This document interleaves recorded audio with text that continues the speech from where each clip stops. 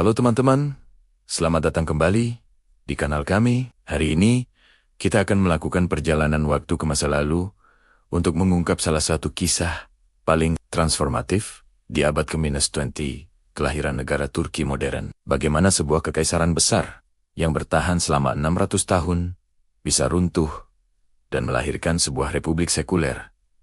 Yuk, kita bedah bersama. Kisah ini dimulai dari Kekaisaran Ottoman atau Kesultanan Utsmaniyah. Pada puncaknya, kekaisaran ini menguasai wilayah yang sangat luas, membentang dari Eropa Tenggara, Asia Barat, hingga Afrika Utara. Namun, pada awal abad ke-20, kekaisaran ini dijuluki The Sick Man of Europe atau orang sakit dari Eropa. Kekalahan dalam berbagai perang, utang yang menumpuk, dan ketidakmampuan untuk modernisasi membuatnya semakin lemah. Puncaknya terjadi saat Perang Dunia Pertama. Kekaisaran Ottoman memilih berpihak pada blok sentral bersama Jerman dan Austria-Hungaria. Keputusan ini ternyata berakibat fatal. Setelah perang berakhir dengan kekalahan blok sentral pada tahun 1918, wilayah Ottoman mulai dibagi-bagi oleh negara-negara pemenang perang, yaitu Sekutu Yunani menduduki Izmir.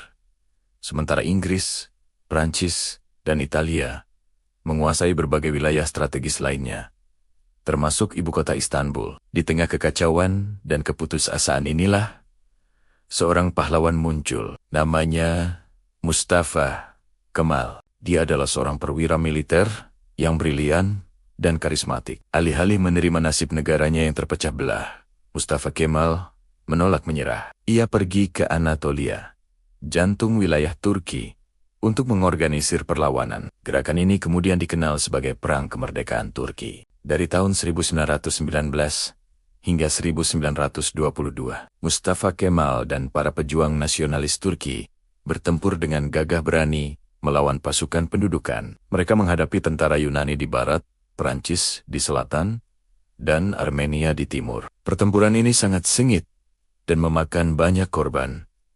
Tetapi semangat untuk kemerdekaan tidak pernah padam. Salah satu pertempuran paling menentukan adalah pertempuran Dumluk Nar pada Agustus tahun 1922 yang mengakhiri pendudukan Yunani secara efektif. Dengan kemenangan militer di tangan, jalan menuju kedaulatan politik pun terbuka. Pada November tahun 1922, sistem Kesultanan Ottoman yang telah berusia baru badabad secara resmi dihapuskan. Sultan terakhir, Mehmed V, diasingkan. Langkah selanjutnya adalah pengakuan internasional. Melalui perjanjian Lausanne pada tahun 1923, batas-batas negara Turki modern diakui oleh dunia internasional, menggantikan perjanjian Sevres sebelumnya yang sangat merugikan. Dan akhirnya, pada tanggal 29 Oktober tahun 1923, Majelis Agung Nasional Turki secara resmi memproklamasikan berdirinya Republik Turki. Mustafa Kemal terpilih sebagai presiden pertama. Sejak saat itu, ia dikenal dengan nama kehormatan Atat, Reke, yang berarti Bapak Bangsa Turki. Namun, pekerjaan Atat, Reke belum selesai. Ia meluncurkan serangkaian reformasi radikal untuk mengubah Turki menjadi negara yang modern, sekuler, dan berorientasi ke barat. Reformasi ini mencakup banyak hal. Sistem hukum diubah dari hukum syariah menjadi hukum sipil yang diadaptasi dari Eropa. Tulisan Arab diganti dengan alfabet Latin. Pendidikan disekulerkan, dan perempuan diberi hak pilih, serta hak untuk menduduki jabatan publik. Jauh lebih awal dibandingkan banyak negara Eropa lainnya. Ibu kota pun dipindahkan dari Istanbul yang bersejarah ke Ankara, sebuah kota di pusat Anatolia.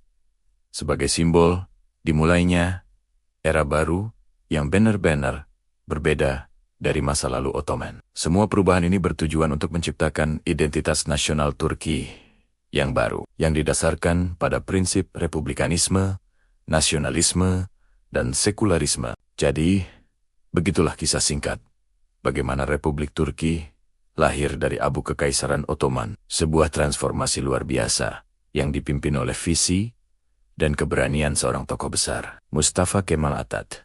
Rek yang mengubah nasib sebuah bangsa selamanya. Kisah ini mengajarkan kita tentang kekuatan semangat nasionalisme dan pentingnya adaptasi di tengah perubahan zaman. Terima kasih sudah menonton video ini. Apa pendapat kalian tentang transformasi Turki ini?